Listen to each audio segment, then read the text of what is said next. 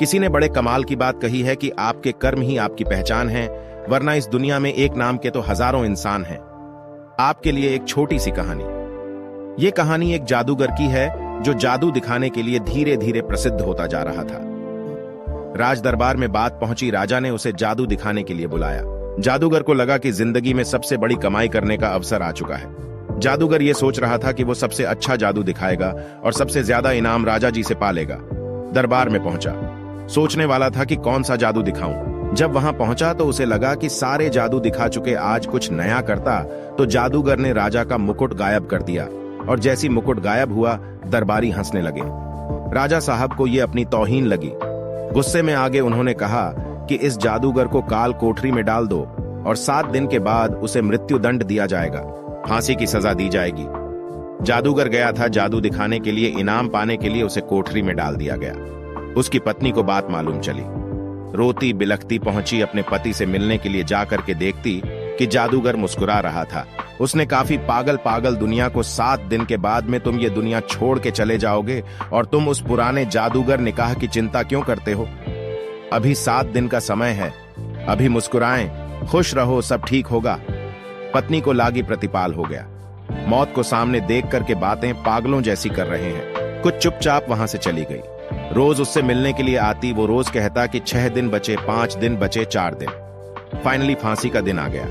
राजा घोड़े पर सवार होकर के उस जादूगर के पास पहुंचा, आखिरी बार मिलने के लिए। और जब उसने देखा जादूगर ने किराना घोड़े पर आया, उसके दिमाग में एक आइडिया आया।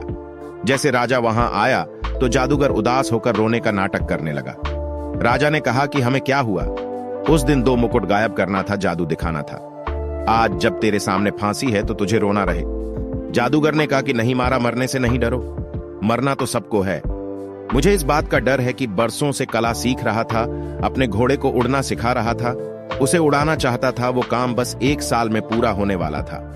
अब मैं वो कला अपने साथ ही लेकर के दुनिया छोड़ जाऊंगा।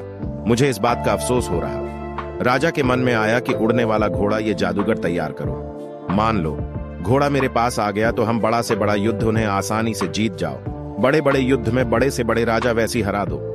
उड़ने वाला घोड़ा मेरे पास है। इसी लालच में राजा ने उससे कहा, जादूगर से के काम करते 1 साल का तुम्हें समय दे दो।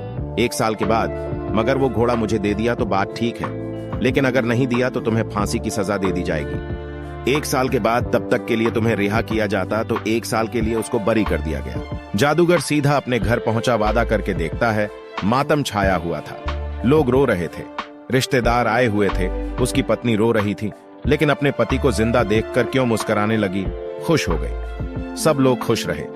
आधे घंटे बाद सब लोग चले गए। घर में पति पत्नी बचे। पत्नी ने फिर से पूछा, एक बात बताओ, राजना को छोड़ कैसे दिया? तो जादूगर ने कहा कि एक शर्त पर छुड़ाए। 1 साल के अंदर मुझे ने उड़ने वाला घोड़ा देखा। तो फिर पत्नी ज्योति ऊपर से गुस्सा निकल गई। पागल हुए, क्या तुम वादा करके आ गए? उड़ने वाला घोड़ा हम बना नहीं सकते। नंदू ने कहा, मालूम मुझे नहीं बन सकता, लेकिन 1 साल का समय है।